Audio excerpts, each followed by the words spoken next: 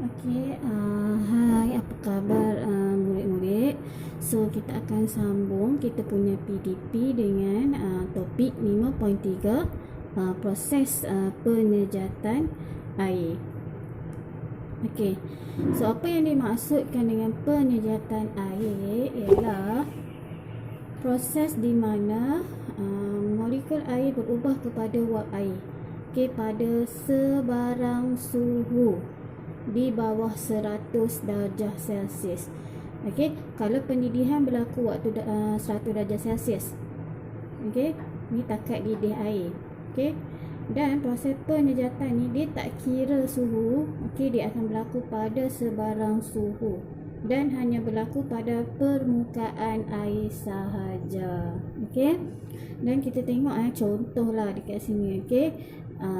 Air laut ke, air sungai ke. Okey, so proses penyejatan akan berlaku pada bahagian permukaan. Okey, sebab tu dia cikgu cakap tadi berlaku pada sebarang suhu di bawah 100 darjah Celsius. Okey, dan kita pun tahu kan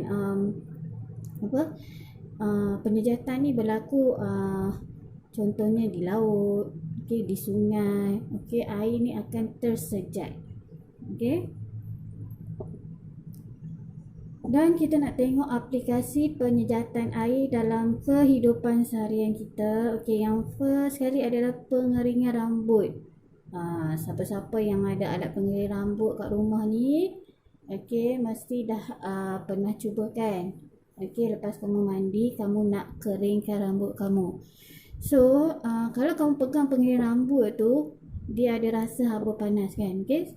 Sebabnya pengering rambut menghasilkan udara panas sekaligus meningkatkan penyejatan air daripada rambut. Okey, pada permukaan rambut ni. Okey, right? Okey, yang kedua aplikasi dia pengeringan baju. Okey, kalau kamu basuh baju, okey, bila kamu basuh baju kamu nak keringkan, kamu akan sidai dia di bawah cahaya matahari. Okey, supaya baju ni boleh kering. Berlaku proses penyejatan di sini. Okey, air ni akan tersejat dan baju ni akan kering. Okey, kalau kamu sidai di bawah di dalam rumah, bukan di bawah cahaya matahari, okey, lambatlah nak kering kan? Okey, mungkin ambil masa sehari atau 2 hari. Okey, mungkin dia hanya tersejat melalui udara. Okey, contoh kamu sidai dalam rumah, kamu pasang kipas. Tu contoh dia. Okey, yang ketiga penyejatan aplikasi penyejatan adalah pengeringan makanan. Okey, contoh dia ikan masin. Okey, ikan kering, sotong kering, apa-apa je lah yang kita keringkan. Okey, makanan laut dikeringkan di bawah cahaya matahari untuk tujuan pengawetan. Kita nak awet dia. Okey, supaya air daripada ikan ni dia akan kering. Okey. So, bila kering dia akan terawet lah. Kita letak garam apa semua. Okey, dan seterusnya untuk pemprosesan susu tepung. Okey, susu tepung yang kamu minum, tak kisahlah susu apa. Okey, yang kamu rasa sedap. Okey, ada berbagai jenama kan. Okey, so udara panas akan menyejatkan air daripada cecair susu dan membentuk susu tepung dalam bentuk serbuk. Okey, kita tengok kan ada susu yang bentuk serbuk. Okey, susu kambing, susu lembu, yang 3 in 1 tu. Macam mana kita buat? Melalui proses penyejatan. So udara panas ni dia akan sejatkan air, cecair susu tu daripada air yang biasa, daripada cecair susu yang biasa dan bentuk cecair, dia akan tersejat menjadi bentuk serbuk. Okey, ini seterusnya cara kita nak perolehi garam biasa. Okey, garam masak diperolehi melalui penyejatan air laut. Nampak? Okey, kita sejatkan air laut melalui proses penyejatan, terjemur air garam.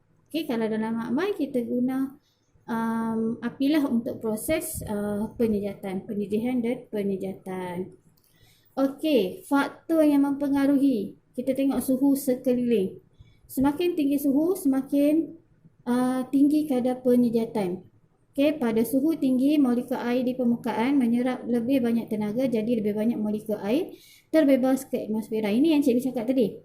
Okey, kalau kamu sidai baju bawah tempat panas, okey, baju kamu lebih cepat kering berbanding kalau kamu sidai baju kamu di dalam rumah atau dalam bilik. So, semakin tinggi suhu, kadar penyejatan tu semakin tinggi, semakin cepatlah baju kamu tu akan kering. Okey, pergerakan udara atau angin.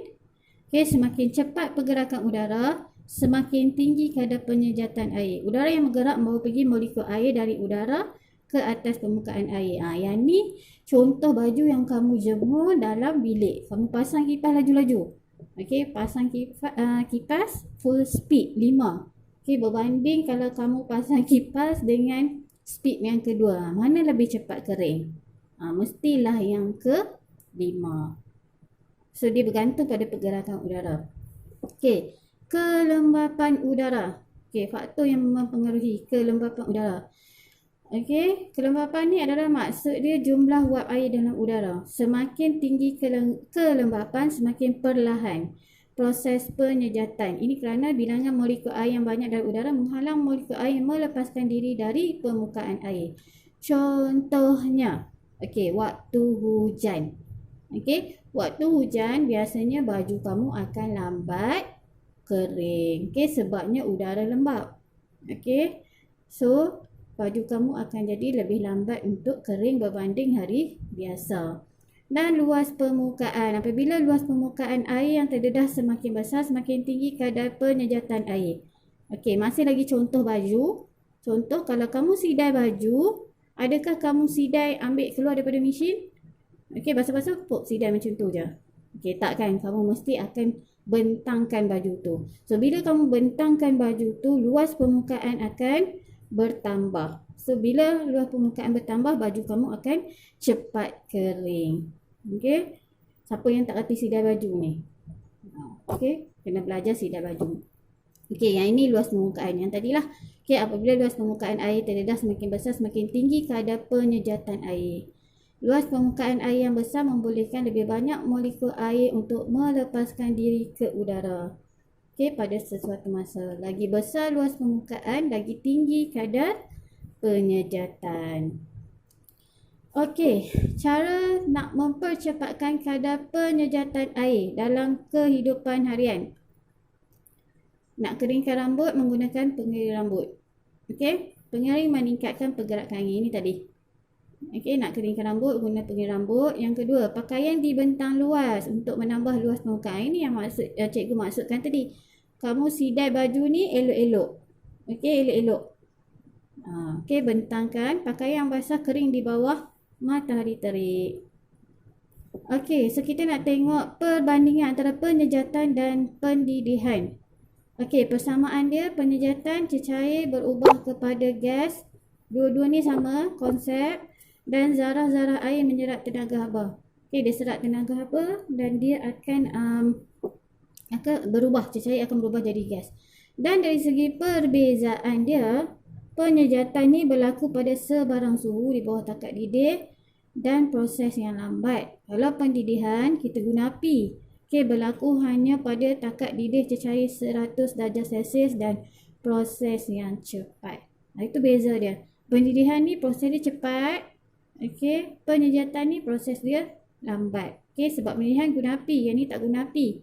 Okey, dia hanya guna cahaya matahari, penyejatan. Dan penyejatan ni dia berlaku pada sebarang suhu. Tak kisahlah suhu berapa, dia akan terus berlaku. Kalau pendidihan ni suhu bawah daripada suhu 100 darjah Celsius baru akan berlaku pendidihan. Okey, penyejatan berlaku hanya pada permukaan air sahaja. Tak kisahlah air laut ke, air sungai ke, dia hanya berlaku pada permukaan air. Pendidihan berlaku pada seluruh air. Okey, kamu panaskan air, kamu akan tengok berlakunya proses pendidihan di situ. Dan penyejatan dipengaruhi oleh suhu persekitaran, pergerakan angin, kelembapan dan luas permukaan. Okey, yang tadi yang cikgu sebut suhu. Semakin tinggi suhu, okey, lebih cepat penyejatan. Okey, banyak angin, lebih cepat penyejatan. Kalau udara lembap, lambat proses penyejatan. Baju kamu lambat kering. Kalau luas permukaan tinggi, proses penyedatan dia cepat. Baju kamu akan kering dengan cepat. Dan kalau penedihan memerlukan tenaga haba yang mencukupi. Okey, kalau haba yang dibekalkan tak mencukupi, okey, tidak berlaku proses pendidihan. Okey. Okey, so habis untuk 5.3. Okey, dan nanti kita akan sambung dengan topik lain iaitu topik 5.4 larutan dan keterlarutan bahan. Selamat belajar. Okey, jangan lupa subscribe my YouTube channel.